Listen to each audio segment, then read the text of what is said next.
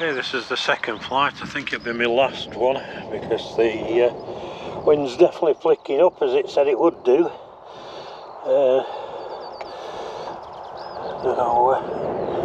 Let's move it a little bit further out before I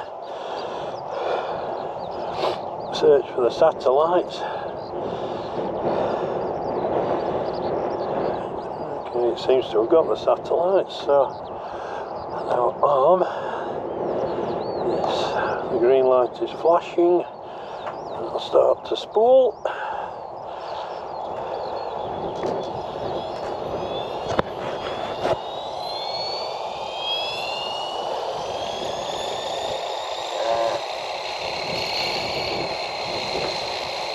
It's got the full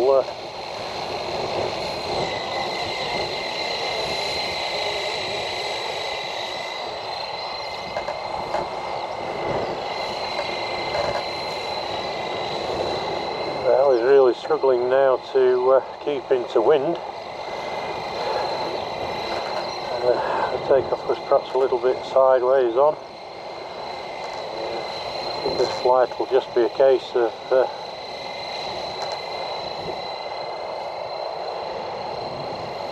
tossing about a little bit and getting used to the left, the rights, etc.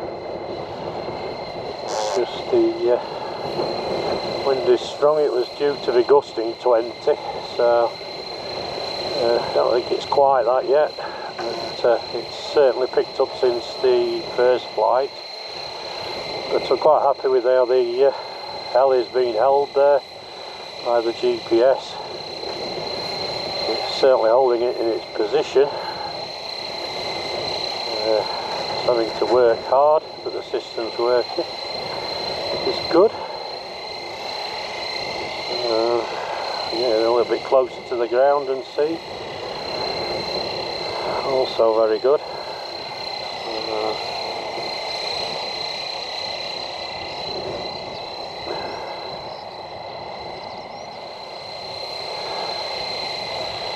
I'm let's say adjusting to how I should be with it. A lot to learn, I feel, with it, but I used to have a belt CP about 15-16 years ago,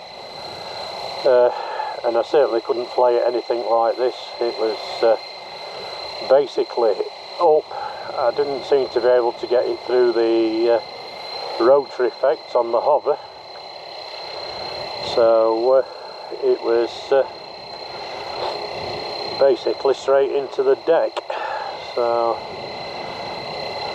it was probably 30 seconds of flying and a repair. So as I say, it seems to be handling the wind quite good. Nice to fly on a less windy day.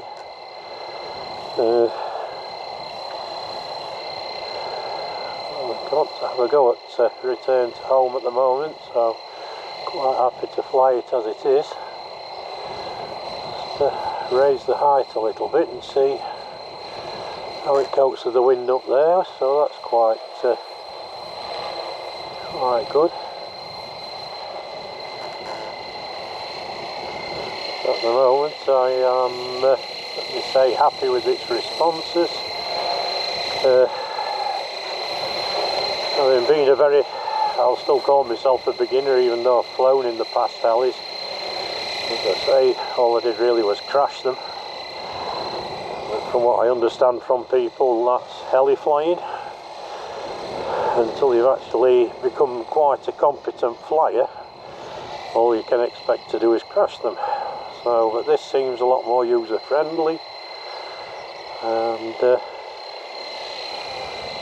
I'm going to take it par for course, go steady.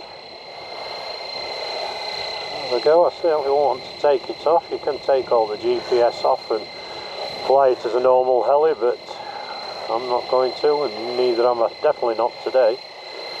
So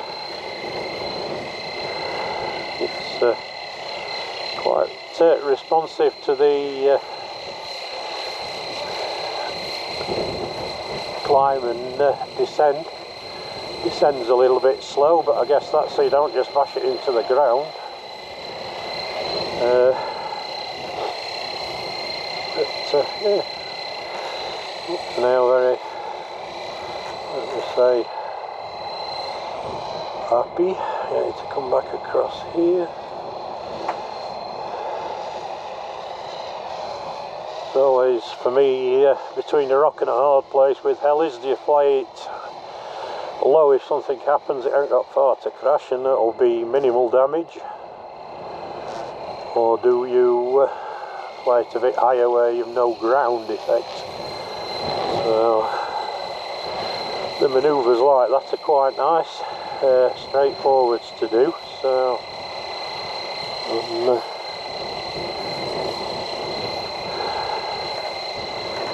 I'm quite confident with that. I'll just do one, I can do something like it to the left. Nope. Give myself a bit out of sorts there, so I'll leave that at the moment.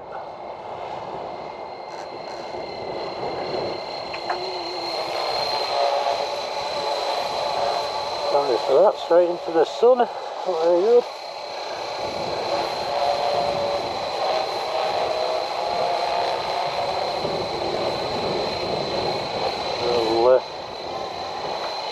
Land it now because I'm not overly happy about the